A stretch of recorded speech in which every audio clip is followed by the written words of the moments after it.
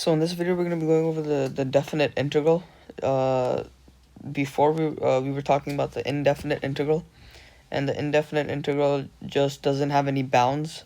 So basically, it doesn't have an a or a b. It's just the integral sign, and it gives us a general antiderivative of a certain function. But the definite integral gives us both the antiderivative of the general function, and it gives us an actual area. And since we know that integration is basically helping us find the area under a curve and between the x-axis, the using the definite integral helps us find the summation of basically the entire area under a certain curve. So, starting with some definition, given a function f of x that is continuous on the interval closed interval ab, we divide the interval into n subintervals of equal width delta x, and from each interval choose a point xi. Then the definite integral of f of x from a to b is the limit of n as n approaches in the limit as n approaches infinity of the summation of f of xi times delta x. So this is just the limit definition of the definite integral, and the core definition of integrals includes limits and areas, and this is just what that represents for definite integrals. So this basically just defines this statement I wrote here.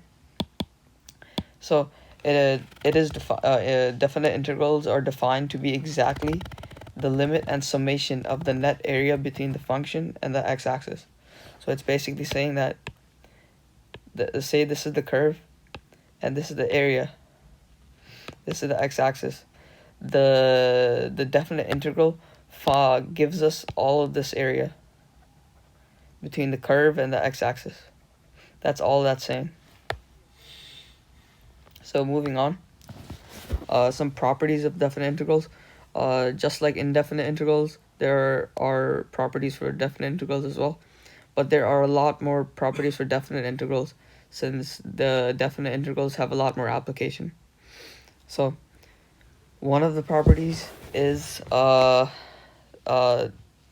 property to actually inverse the bounds by just adding a negative sign in the front of the integral. So on this side, you see that the integral is going from a to b, but if you add a negative sign in the front, the integrals flip and we're going from b to a. So the integral of when the bounds are the same, so like say in this case the bounds are a, so it's a to a for the integral of a to a for f of x dx. The resulting product will just be 0. The third property is a constant property. It says that we can just pull out a constant from the integral sign, and this is similar to the indefinite integral. And there's also an addition property similar to the indefinite integral, where it says that if there's two different functions being added or subtracted, we can split the integrals and evaluate those integrals separately, and then just add the products together. Now, right here, we have a property called, let's see. So in this property, this is one of those properties. So say if we have a very big domain, or very big bounds, we can actually pick a point in between a and b, which is c, and evaluate from a to c separately, and then c to b separately, and then add the results, and that gives us our actual area. So these are just the properties of definite integrals, and this the fundamental theorem of calculus for definite integrals is very important, because this formula itself is gonna help us actually compute integrals. So if f is continuous on the interval, closed interval a, b, and f, capital F is any antiderivative of f on closed interval a, b, then the integral from a to b of f of x dx is equal to capital F b minus capital F a. So these are just the antiderivatives evaluated at b and a, and we just subtract them. So in this case, b is the upper bound, a is the lower bound, and when we're going to be computing the integral, we want to evaluate at a and b and subtract upper limit, so the upper bounds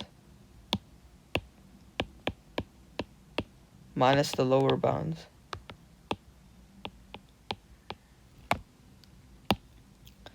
So these are the steps right here. So first integrate f of x, then evaluate f of x from a to b. So evaluate f of a, evaluate f of b, then subtract f of b and f of a. So let's do an example. So we have x squared plus 1 dx. So the integral from 0 to 2 of x squared plus 1.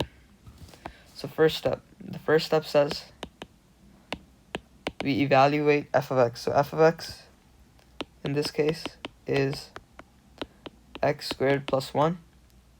So if we evaluate f of x dx, we're basically evaluating x squared plus 1 dx. And you see we don't have any bounds right now, but we're going to add those bounds later. For now, we're just going to calculate that integral. And this integral is just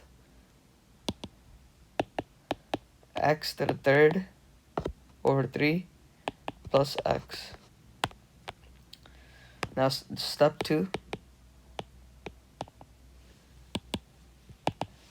is to evaluate f of b and f of a. But in this case, we know what a is. A is 0, b is 2.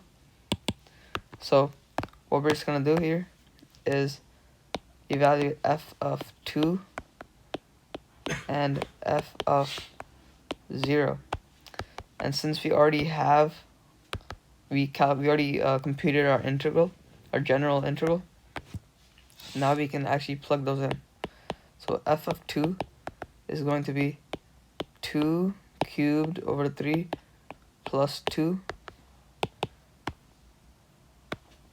And that gives us 8 over 3 plus 2. And this is just going to be 8.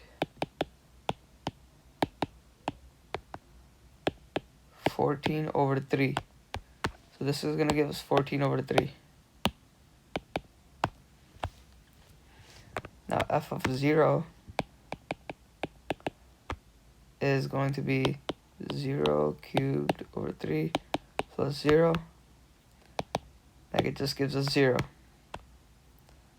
So f of 0 is 0. F of 2 is 14 over 3. So now step 3 said that we had to subtract f of b minus f of a. So that means we subtract f of 2 minus f of 0. So we do f of 2 minus f of 0. And we know f of 2 is 14 over 3. F of 0 is 0. Our final area is 14 over 3.